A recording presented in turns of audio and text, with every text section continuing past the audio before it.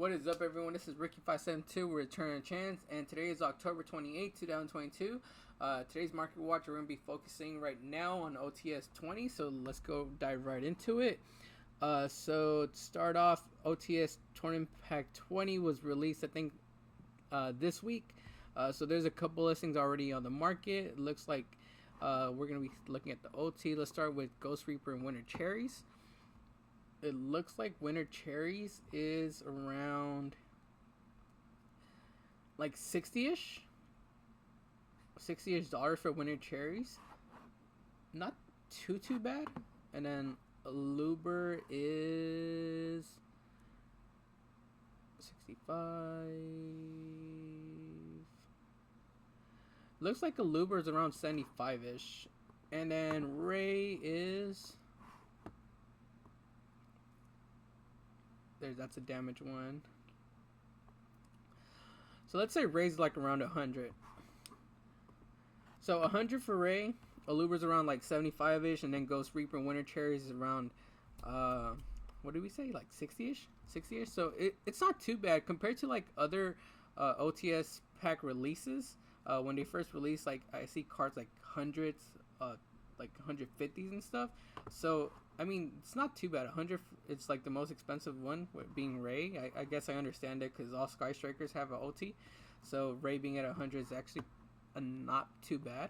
The other stuff in this set, Herald at $8, not too bad either because I saw rares and commons selling for around that price before the reprint. Nimble Beavers at $3, not too bad either. It's a super rare. I saw commons being sold at $2 and people buying them, so that's not too bad. Nico Main King, $3. People are paying almost $5 to $6 for these for commons, so that's not too bad either. Everything else, don't really care about, but yeah, the OTs aren't like priced too high. I could see Winter Cherry dropping a bit more. If it drops down to like the $45 price point, I'll probably pick some up just because you know, hand traps come in and out of the format, so this could have like a format where it just gets abused and it goes up in price.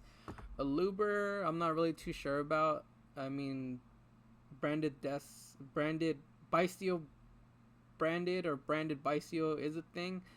So I mean, these at $60 is not too bad.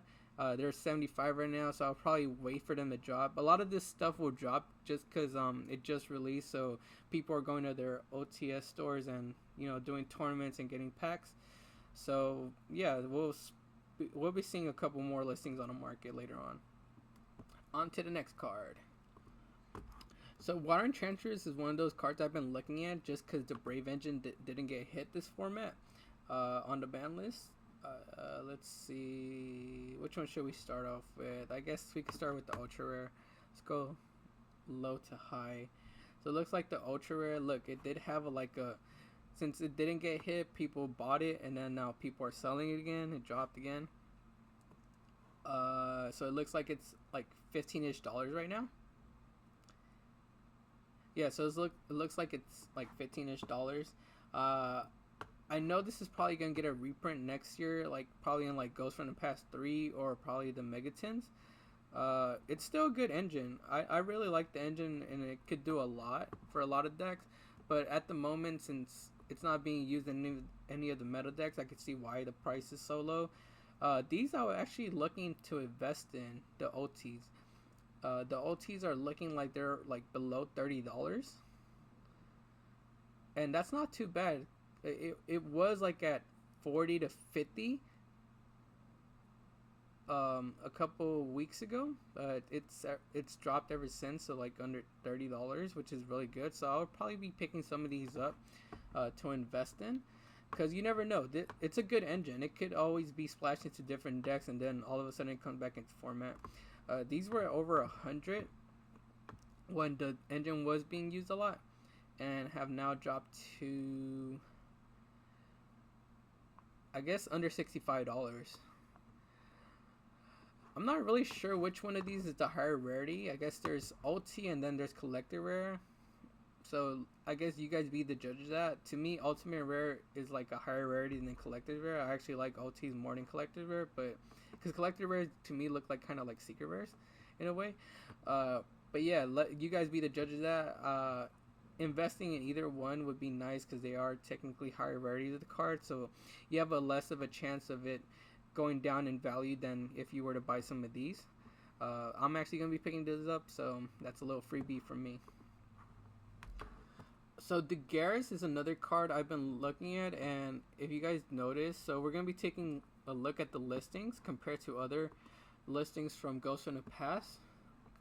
So Daguerre's only has like 62 listings, and like other stuff from Ghost in the Past has like 208, 143, 262 listings, 305 listings, 217, and so on and so on. So Daguerre's is one of those cards that is going down listings, and it is being used as a tech in Tier Elements to bring out Spell Canceller. So I'm not sure if it's being cited or made, but either way it's being used, and it looks like it's around $4, and these were at $1 like months ago when the set released. No one really paying attention to them, but it's a good combo card because it could do so much. It has so much versatility. So like, yeah, it's around $4, I would say. If you have some of these, I would probably. I mean, if you want to make a quick buck, if you got them at $1, you can make like a quick $2 to $3 from it. But if not, you could probably hold on to these. I could see these going up and being used like in other decks in the future as well. So it's up to you. So the next three cards we're going to be talking about pertain to the Kashtira archetype. So in the OCG, both Book of Lunar Eclipse and Book of Eclipse are being used as a tech to out the Kashtira board. So Book of Lunar Eclipse, the secret rare version, is at, you can see the price go up like right there. It just shot up on the graph. So it looks like these are reaching $5, $6, $7, like $6 to $7, and these were like around $2 to $3 before like people started realizing this is a way to out the Kashtira board. So basically, you flip their walking macrocosmos down, and you flip the other one down, so it can't lock you from your zones. So that's a nice thing to look at. And then Book of Eclipse does the same thing, but without the cost. The only issue with Book of Eclipse, so let's take a look at the high rarity one, super rare. It looks like it's going up to like $12, $13, $13 for the super rare from the Astral Pack, and these were like at dollars.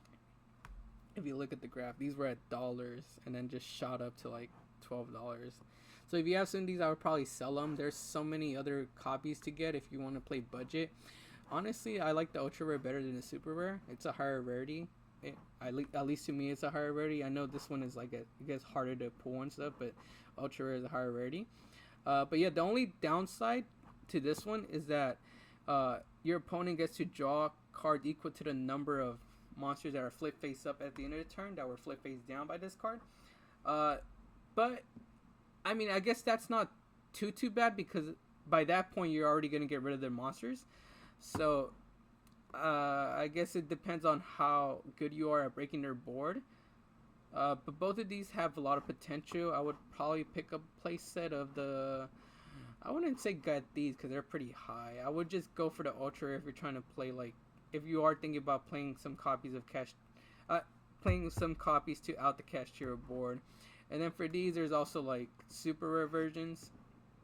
So if you, I guess, grab a playset of these are not too high in price, but they're I guess okay. These were like at 13, 14 before the reprint, so it's not too high. But I mean, I'm a budget player, so I would say stay budget and just go with these. So just these two for tech options to out the board. Red Eye's Flare Metal Dragon is one that actually my friend brought up to me for the Kashtira archetype to use as like a way to burn and win in time. So the secret rare version is like up in price and low on listings. It looks like the secret rare is 15. There's one at 15. What is it? Italian. 2 Italian at like under 15. And the rest are like $17, $18, $18. Yeah, like $18 to $20, and then just go up from there. Yeah, I'm not paying that for that. It's a nice tech option, but there's also other like versions you could play. Like this one's only like $2, which is the ultra rare version. But I know players love their higher rarities. You know, Yu-Gi-Oh players are rarity horrors, $3, $2. Yeah, there's other versions you could play. But it's a nice tech to like win in time. It's gives them an option to be able to like burn your opponent. So that's good to know. The last thing we're going to be talking about today is Power of the Elements. I'm just going to talk about 3 cards on here because I noticed they went down in price. Well, 2 of them went down in price, and one I just want to, like, I guess give a shout out to for you guys to look out for. So Sprite Blue started off at like $80, and then when Ronin Totem got banned, it went down to like $60, and then it just kept going down from there, and it recently a Sprite Runic build recently topped YCS overseas. I forgot what the country was, but even then it went down even further. So $50, it's like under $50 right now, and you could tell by the graph, like these have just been going down and down and down, which is kind of weird to me because if the deck does good, then that should make the card go up, right? I don't know, go figure. But yeah, they're under $50 right now. Ultimate Slayer was the next card I wanted to talk about. It has also been going down in price, like, you know, slowly. So 50, 40, 50, and then 30, and then now it's under $30. So 25, 26, 27. And I guess it makes sense because the card isn't being used in any decks right now. It's a nice, like, little tech card, but as opposed to like Evenly Matched, Dark Ruler No More, and like Mystic Mind, those are like better board breaker cards than Ultimate Slayer. Ultimate Slayer is more like a 1-for-1 card. Excuse me, I'm drinking sparkling water, so it's kind of making me burp. But yeah, Ultimate Slayer is one of those like 1-for-1 cards, and like Evenly Matched and the other cards just do a better job this format to break a board. I could see these go up again, maybe when there's a format that asks for it, but for right now, I could see it dropping to maybe like $20, and like it's gonna stay between like the $20, $25 range. But they do have potential to go up. It's a good card. It's just not its format. The last card I'm gonna talk about is Tier Elements Kit Kalos. So the reason I like Kit Kalos, it hasn't gone up in price and it hasn't gone down in price either.